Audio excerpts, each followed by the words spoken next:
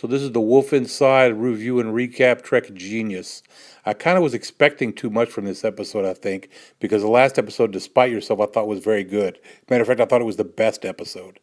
Now, after Trek, they recommend these shows, and I watch those shows, and they have a lot to do with what's going on. I think that's probably what they're trying to say.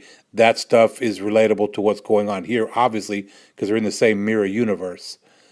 So basically, it starts out a little slow for me. Burnham there is reflecting that, wow, the stars look different over here, and I'm having moral dilemmas. Meanwhile, Saru's a slave in this reality. They don't have names; they're totally worthless, basically. But she feels like she knows him, and obviously, I think he gives her a bath, and he's personal attendant to her. Anyway, I wish they had gone on with more action than just like waiting so long in these scenes. And then finally, they do some other stuff. They beam the prisoners into space. That's how they kill them, and that's going to come back at the end of this episode with Ash Tyler. By the way, there's lots of spoilers in here, but I'm not going to go over the plot that much. Basically, the whole story is that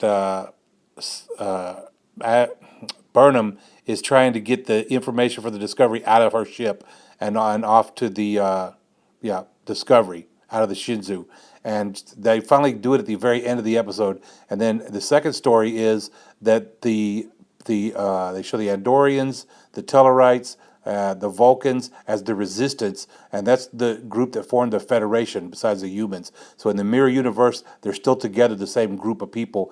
And she is ordered by the Empress to destroy the Resistance base. So they're going to go down to the planet here in a minute. Oh yeah, and Burnham goes to the captain who's in the he's in the torture chamber there, and she's always checking with him. What do you want me to do? And he was like, "Go ahead and do that, but be careful." And Saru and Tilly are going to try to save Stamets. So they go down to the planet to try to get the Resistance. They're like supposed to bomb the Resistance, but Burnham wants to warn them so they can escape. But she doesn't tell anybody that. That's just her plan because she's so Starfleet. And in this episode, I noticed they threw Starfleet in a couple of times, like real proud of it. And they're finally getting to that. They should have been doing that since the beginning. Now, I did see a theory that the way they're going to save the Doctor, because for sure the Doctor's going to live, if you watch my other video, after Trek they talk about it. I think that at the end of this episode, there's two Stamets. Stamets dies and comes back to life because Tilly gives him the spores and stuff. And I think they're going to reset the timeline so that all of these events don't occur. They're going to reset it when season 2 starts at the beginning of the binary stars, and the Klingon War is never going to happen, and all of that stuff that we hate is never going to exist because the timeline is going to be reset, and that's how Dr. Kolber is going to not die. So anyway, she's down at the planet talking to the Resistance, trying to tell them, look, you're going to have to trust me. I know you're a Klingon, but you trust me. You need to leave here because they're going to bomb you. I'm trying to help you. I'm trying to save you. And the Klingon, he starts talking in Klingon, and Ash Tyler is triggered, and he turns into himself, Vok, and he starts fighting with himself, although he obviously doesn't know it's himself. So that was kind of interesting, but they go through that, and he realizes right here, oh shit, I'm a Klingon, not a human. And I don't know why they do such bone-crunching, disgusting, ripping apart the Island of Dr. Moreau crap to him, because I think they could go without that, but they want to do it that way. They're not going to stop now.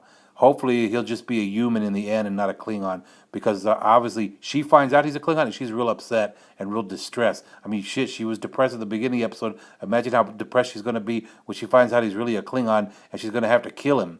And what happens is she finds out he's a Klingon here, fights with him in a minute.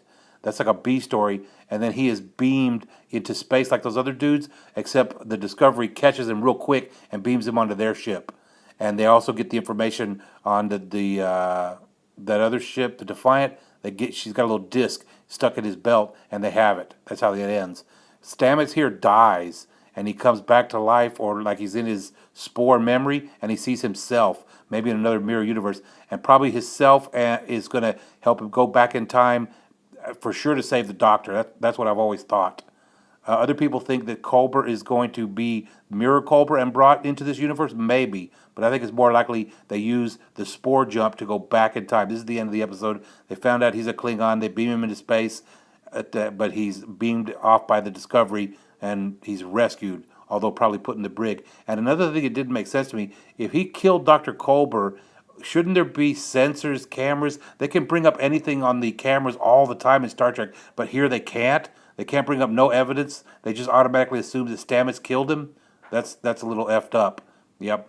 Okay, well, anyway, it was a pretty good episode. I mean, I enjoyed it. It's about a 5 out of a 10. I thought the last episode was a 9 out of a 10 with Frakes directing. Hopefully they'll be better from now on. So at the very end, just like I predicted, the Emperor shows up, and that's right, it's Philippe Georgiou, her captain from before.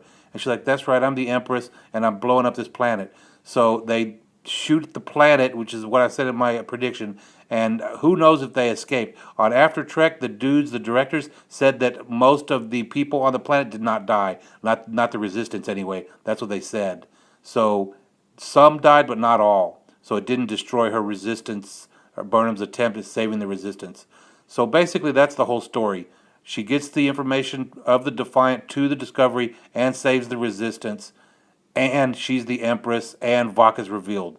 That's everything that happened. I just think they could have done it. They could have actually done more in this episode. It was enjoyable. It was a little slow pace for me, that's all. And it's probably because we already predicted all these things. Everybody knows all of these things. All right, this is Trek Genius. Over and out. Live long and prosper. Make sure you subscribe and comment and like.